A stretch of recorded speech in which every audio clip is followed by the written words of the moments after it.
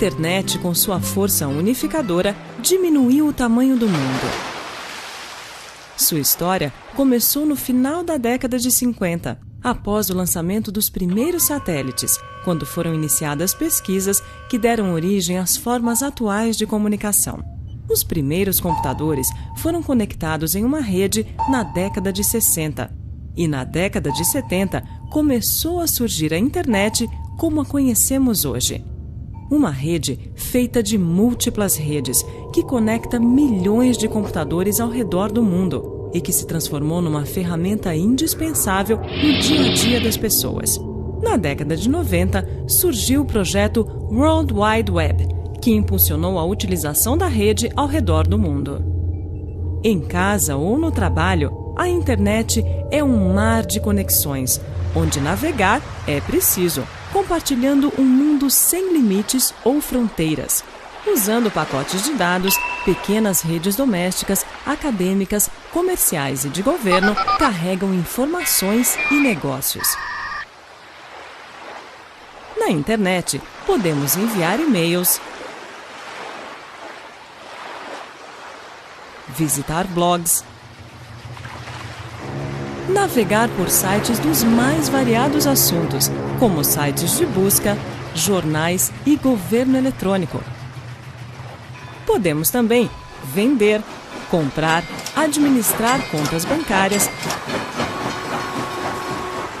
baixar arquivos, programas, livros, fazer pesquisas, estudar, assistir filmes e ouvir música, jogar online com milhares de internautas,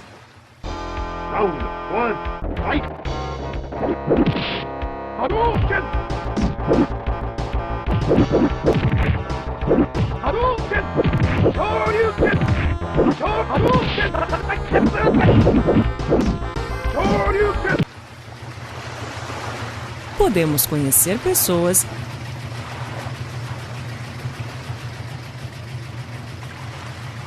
e formar uma rede de amigos.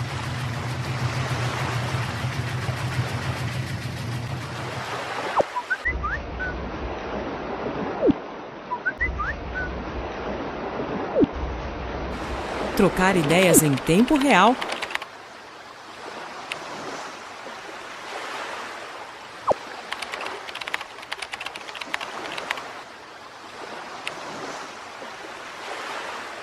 e até marcar encontros e namorar. Mas, da mesma forma que o uso da internet cresce dia a dia, os problemas vêm crescendo no mesmo ritmo. Uma variedade de artifícios para prejudicar ou atrapalhar os internautas se espalha pela rede. Por trás de uma simples mensagem, podem haver vírus, cavalos de Troia e outros programas maliciosos. Para combater esses problemas, contamos com a primeira barreira de proteção, o firewall. Ele vigia as portas de entrada ao computador, analisando cada informação que chega.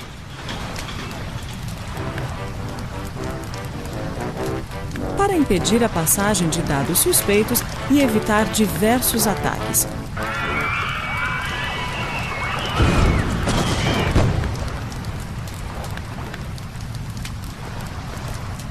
Porém, o firewall muitas vezes não consegue analisar todos os detalhes dos dados que chegam, deixando passar alguns ataques e programas maliciosos.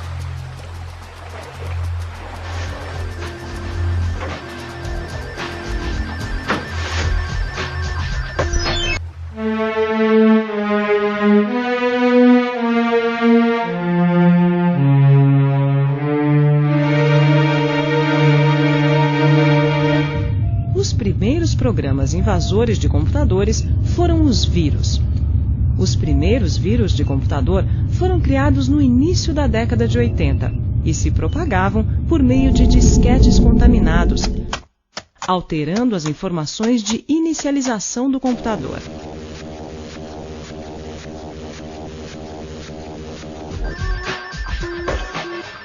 Desde então, sua capacidade destrutiva vem aumentando exponencialmente.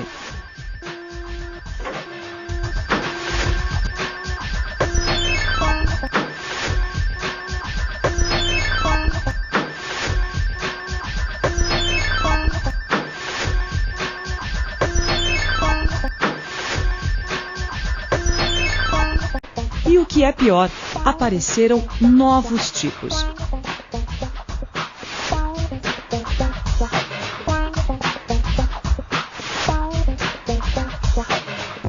Os vírus são programas que se propagam infectando, ou seja, criando cópias deles mesmos e se tornando parte de outros programas de computador. O vírus depende da execução do programa hospedeiro para que possa se tornar ativo e dar continuidade ao processo de infecção. Eles também podem acessar sua lista de e-mails, enviando cópias de si mesmos, provocando verdadeiras epidemias, apagando arquivos inteiros, inutilizando discos rígidos ou desconfigurando sistemas operacionais. Os vírus têm uma enorme capacidade destrutiva. O que a gente pode conceituar como vírus? Vírus é um programa malicioso, é um malware que se propaga inserindo cópias de si mesmo e se tornando parte de outros arquivos ou programas. Significa dizer que o vírus não é um programa independente, ele é um programa que depende de um arquivo ou de um programa hospedeiro para funcionar. Observe essa imagem como fica bem fácil entender. Imagina que aqui eu tenho um arquivo do Word infectado com um vírus de computador. Isso quer dizer que esse vírus está ocupando como hospedeiro esse arquivo do Word.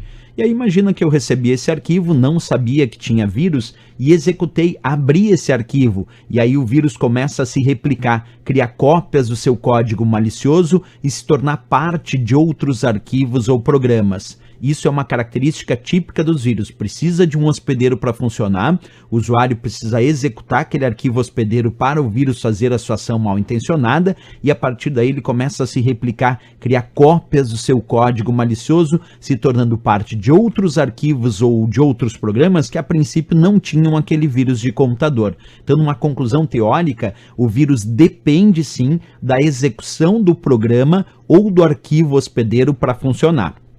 Outro ponto importante, quando a gente fala dos vírus, existem as partes que compõem um vírus, como o vetor ou mecanismo de infecção, o mecanismo de ativação do vírus, que nós chamamos de bomba lógica, e ainda a própria carga útil desse vírus. A ideia do vetor ou mecanismo de infecção são os meios pelos quais esse vírus se espalha, os meios pelos quais ele se propaga, habilitando-o então a se reproduzir. Isso nós chamamos de vetor ou mecanismo de infecção do vírus. Temos também a outra parte do vírus, que é o mecanismo de ativação, a chamada bomba lógica.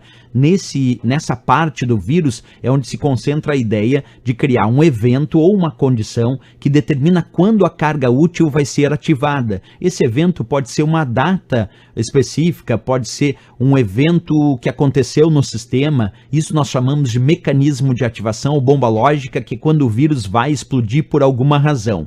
E finalmente a ideia da carga útil é o que o vírus faz de fato, além de se espalhar. A carga útil pode envolver, e normalmente envolve, algum dano ao computador, e esse dano pode ser variado, como pode ser corromper arquivos, alterar configurações do sistema, até mesmo deletar arquivos. Então tem variadas possibilidades que uma carga útil pode ser programada. Pois bem, existem também os principais meios de propagação dos vírus de computador na atualidade. Podemos imaginar mensagens de e-mail com arquivos em anexo ainda são muito utilizadas para a propagação de vírus, mídias removíveis, como o caso do pendrive, que muita gente tem aquela famosa ideia de eu tenho arquivos no meu pendrive, aí eu emprestei esse pendrive para alguém pegou esse meu pendrive, conectou o computador e abriu os arquivos que estavam lá dentro, e nem mesmo eu sabia que aquele pendrive tinha arquivos com um vírus de computador, e de repente esse meu amigo disse: como tu me entrega um pendrive que está cheio de vírus nos arquivos? Tu diz: ah, mas eu nem sabia. Isso é muito comum acontecer. As pessoas vão propagando mídias removíveis, passando umas para as outras, e muitas vezes não sabem que lá dentro daqueles arquivos podem ter vírus de computador que infectam então outros programas, outros computadores, claro, contendo esse vírus que tinha naquele pendrive. Uma forma muito comum também é através de páginas da web comprometidas, quer dizer, com baixo nível de segurança ou baixo nível de confiabilidade, downloads de arquivos recebidos das mais variadas formas. Hoje em dia, muito comum realizarmos os downloads de arquivos em redes sociais, o que também propaga vírus de computador se aquele arquivo tinha vírus. Transferência de arquivos na própria rede, muitas vezes corporativa daquela empresa, também há possibilidade de propagação de vírus de computador. Bem, pessoal, um ponto importante a saber para as provas de concurso são os tipos de vírus de computador. Existe uma variedade muito grande, como os vírus de boot, os vírus de macro, os vírus de programa, os vírus de script, os vírus stealth, que são os vírus invisíveis ou furtivos, os vírus polimórficos, os vírus metamórficos. Bem, existe uma variedade de tipos de vírus. Nós vamos analisar os principais aqui. Então acompanha comigo essa análise. Começando pelos vírus de boot. O termo boot significa inicialização.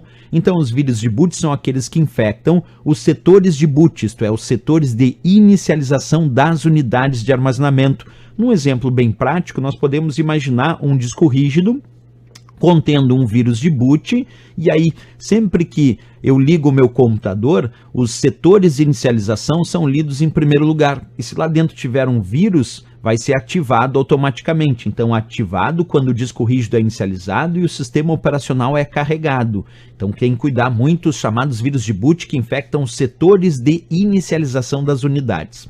Existem também os chamados vírus de macro. Os vírus de macro são aqueles que infectam arquivos criados por programas de pacotes Office, que utilizam algum tipo de linguagem de macro, como o caso dos arquivos do Word, Excel, PowerPoint, que pertencem ao Microsoft Office, mas até mesmo arquivos que pertencem a programas como LibreOffice Writer, LibreOffice Calc, LibreOffice Impress, porque esses programas possuem recursos de automação chamados de macros, e a gente cria essas macros através de linguagens de programação, e por isso mesmo os vírus que infectam esses tipos de arquivos que são usados por programas de pacotes Office são chamados de vírus de macro, porque eles infectam justamente essas macros que exercem funções automatizadas nesses programas. Existe o que a gente chama também de vírus de programa. Os vírus de programa, eles infectam os arquivos executáveis. Os arquivos executáveis são aqueles que executam uma aplicação. E aí a gente pode fazer uma lista de vários tipos de arquivos executáveis, como a extensão .exe, que é a mais emblemática, mas ali eu coloquei outras extensões que também são passíveis de infecção por vírus de programa. Então, repetindo, vírus de programa, aqueles que infectam arquivos executáveis. É sempre bom, numa questão de prova, observar se ele citou algum tipo de vírus de computador que infecta principalmente a extensão .exe, que significa executável, é vírus de programa a resposta. Bem, temos também os chamados vírus de script. Os vírus de script são aqueles que são produzidos em alguma linguagem de script, como por exemplo VBScript, JavaScript, e ele vai ser recebido ao acessar principalmente hoje em dia uma página da web ou algum e-mail que está executando scripts. São os chamados vírus scripts. Scripts são rotinas de automação, inclusive os próprios vírus de macro que eu citei anteriormente são produzidos através de linguagens script. É como se eu te dissesse que os vírus de macro são os tipos de vírus de script, mas que em provas de concurso, na verdade, a gente separa vírus de macro mais vinculado à ideia de arquivos de programas de pacotes Office, Word, Excel, PowerPoint e assim por diante, e os vírus de script hoje em dia muito mais vinculados à ideia de acesso a páginas da web com vírus de script associados a alguma automação naquela página da web. Temos também o famoso vírus stealth, que é o vírus furtivo ou vírus invisível. Esse é um vírus que utiliza técnicas para tentar evitar a detecção por softwares antivírus. O vírus stealth, ele é como se fosse a ideia daqueles caças, chamados caças de última geração, que tem a capacidade stealth, e esses caças com capacidade stealth, eles tentam se esconder dos radares. Eles atacam o inimigo e de alguma maneira tentam não serem percebidos pelos radares dos inimigos. O radar de um vírus é um antivírus. Então o que um vírus stealth faz é tentar ficar invisível para os sistemas antivírus enquanto ele está atacando um sistema. Tentar ficar furtivo, não ser percebido pelos sistemas antivírus, então dificultando muito a detecção deles por esses sistemas antivírus.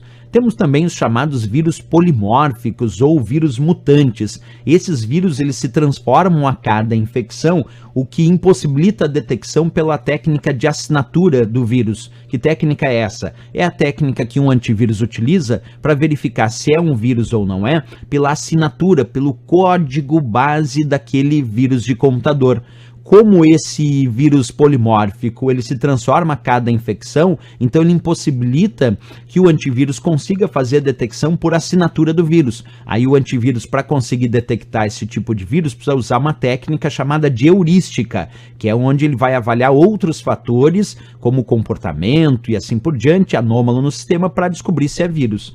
Outra dica, essa transformação que o vírus polimórfico faz, ela é baseada em criptografia do seu código original para não ser detectado. Quer dizer, o vírus polimórfico, o vírus mutante, ele vai se utilizando de criptografia, então ele criptografa o seu código, o que dificulta a detecção pela assinatura, quer dizer, o que impossibilita a detecção por assinatura. Ele pode ser detectado por um sistema antivírus, mas o antivírus vai ter que usar uma outra técnica chamada de heurística, porque ele vai a cada nova infecção criptografando o seu código, o que impede, como eu disse, essa detecção por assinatura. E temos também um vírus chamado metamórfico, que é uma variação do vírus polimórfico, onde esse vai reescrever, editar e converter o seu próprio código a cada interação, mas sem usar criptografia. Ele se transforma numa nova variante de vírus, podendo mudar inclusive o seu comportamento, a sua aparência, o que vai obviamente aumentar e muito a dificuldade que um antivírus tem de detectar aquele vírus. Então o vírus metamórfico é uma variação do vírus polimórfico, porque ele vai reescrever o seu próprio código, pode editar, pode converter o seu código e principalmente isso ele faz a cada interação, a cada nova replicação. E uma coisa importante é que ele pode mudar até o seu comportamento, o que dificulta mais ainda o sistema antivírus de verificar. Até por heurística fica difícil em alguns casos, porque a heurística tenta verificar a variação de comportamento para ver se aquilo é um vírus, e como ele vai mudando até o seu comportamento, a sua aparência, porque ele reescreve o seu código, ele edita e converte, isso dificulta muito a vida do sistema antivírus. Então, lembrando que o vírus polimórfico, ele muda o seu código, é claro, mas usando criptografia, e o vírus metamórfico, ele reescreve o seu próprio código, ele edita e converte o seu código. É um pouquinho diferente aí, analisando a comparação dos dois. Bem, os worms são programas que enviam cópias de si mesmos para outros computadores. Diferente do vírus, o worm não embute cópias em outros programas e não necessita ser executado para se propagar. Eles exploram vulnerabilidades ou falhas nas configurações de softwares instalados em computadores. Os worms são programas autônomos criados para cumprir determinadas missões, como enviar spams ou atacar sites. Uma outra tarefa típica é a de abrir portas para a entrada de outros worms.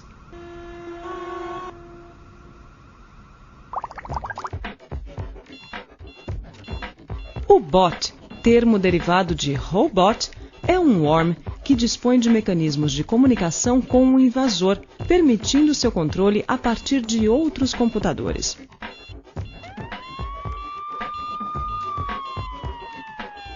Os bots hoje são muito utilizados para tirar sites do ar e enviar e-mails não solicitados em grande quantidade. O Trojan, ou Cavalo de Troia, é um programa normalmente recebido como um presente. Por exemplo, na forma de cartão virtual, álbuns de fotos, protetor de tela, jogo.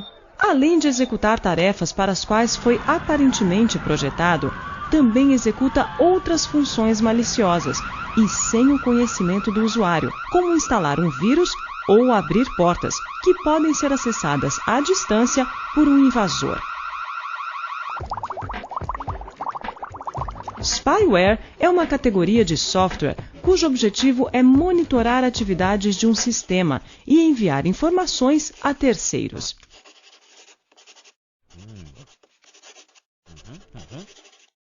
Podem ter usos legítimos, mas quase sempre são usados de forma maliciosa. Outros tipos de programas bem conhecidos são os keyloggers e os screenloggers. O keylogger armazena as teclas digitadas pelo usuário.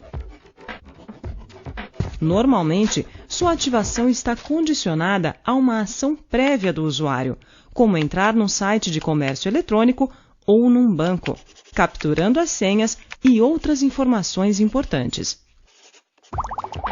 Forma avançada de keylogger, o screenlogger armazena em forma de imagem a área que circunda a posição em que o mouse é clicado.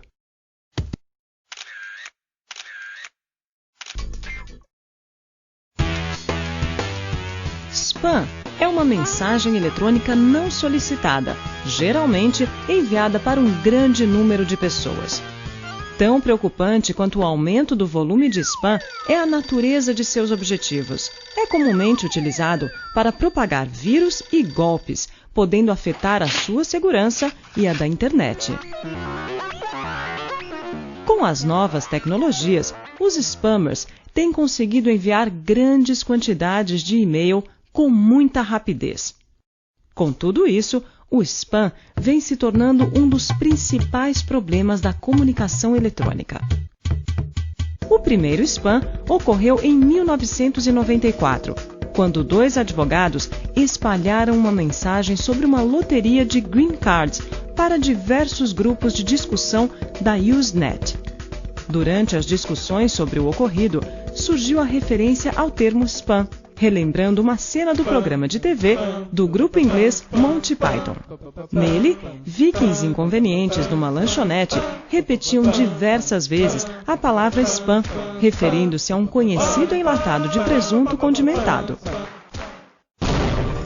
Atualmente, existem diversos tipos de spam, como os que disseminam correntes, boatos, lendas urbanas, propagandas, pornografia, programas maliciosos, fraudes e golpes.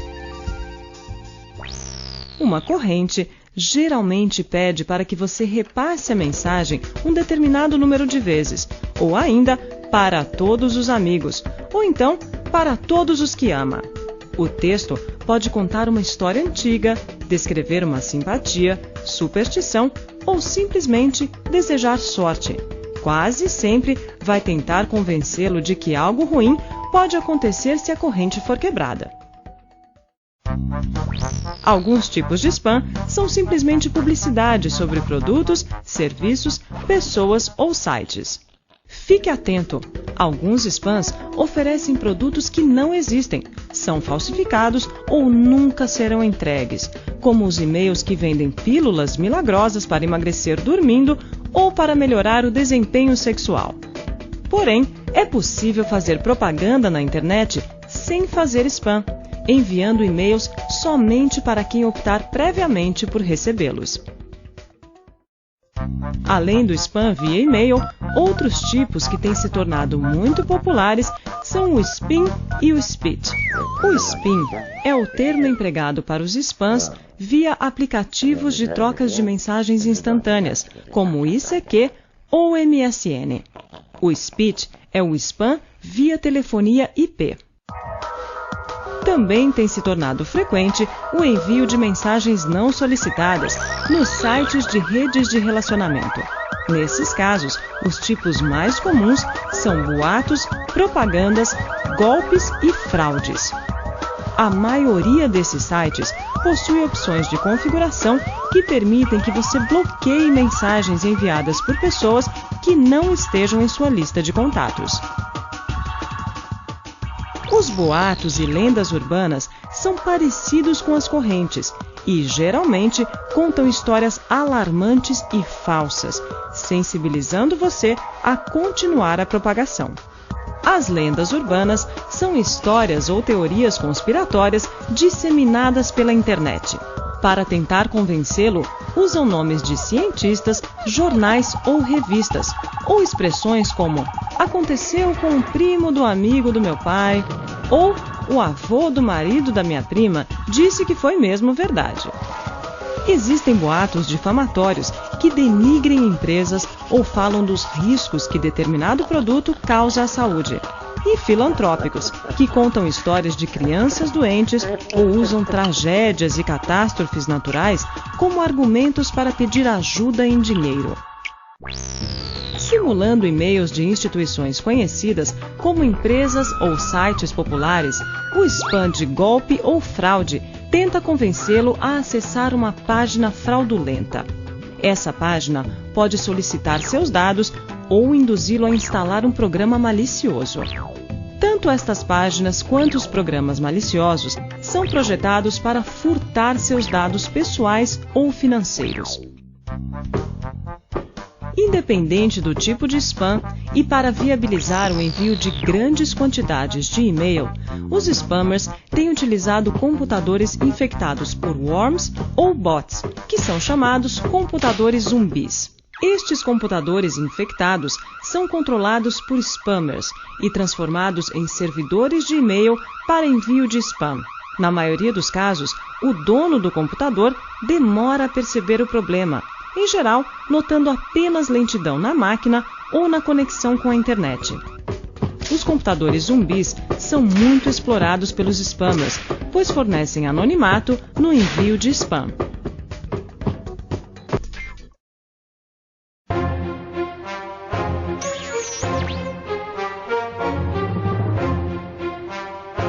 O primeiro passo para proteger seu computador de ataques é utilizar softwares de proteção, começando por um firewall pessoal, antivírus e anti-spam.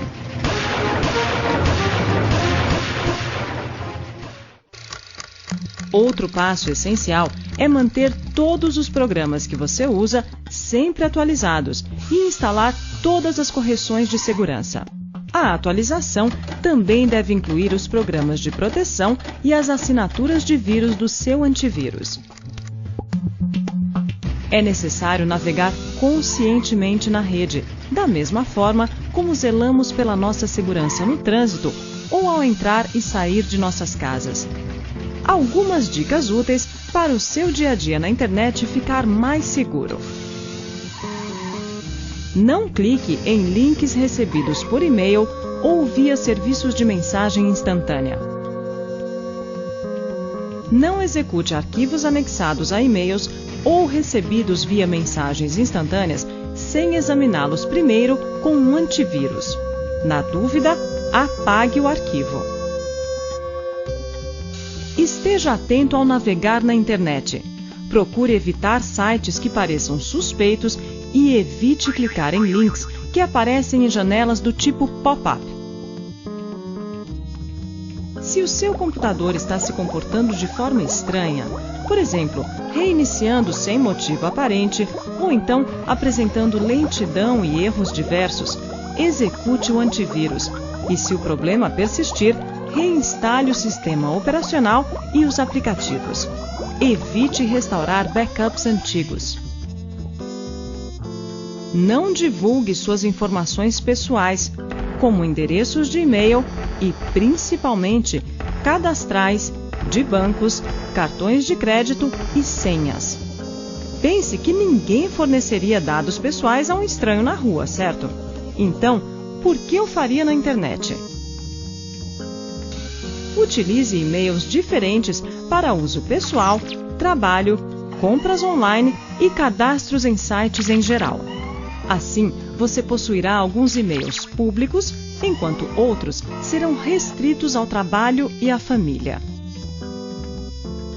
Não seja um clicador compulsivo.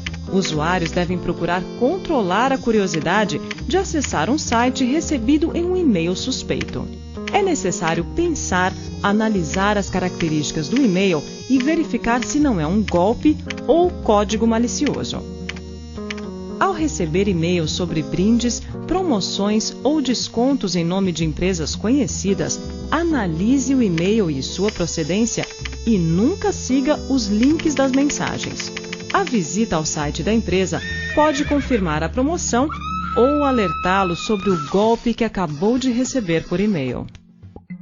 Tenha um filtro anti-spam instalado ou utilize os recursos anti-spam oferecidos pelo seu provedor de acesso. Seja criterioso ao informar seu endereço de e-mail em cadastros, sites de relacionamentos e outros. Não forneça dados pessoais, como números de documentos e senhas, por e-mail ou via formulários online, a menos que seja um site de sua confiança.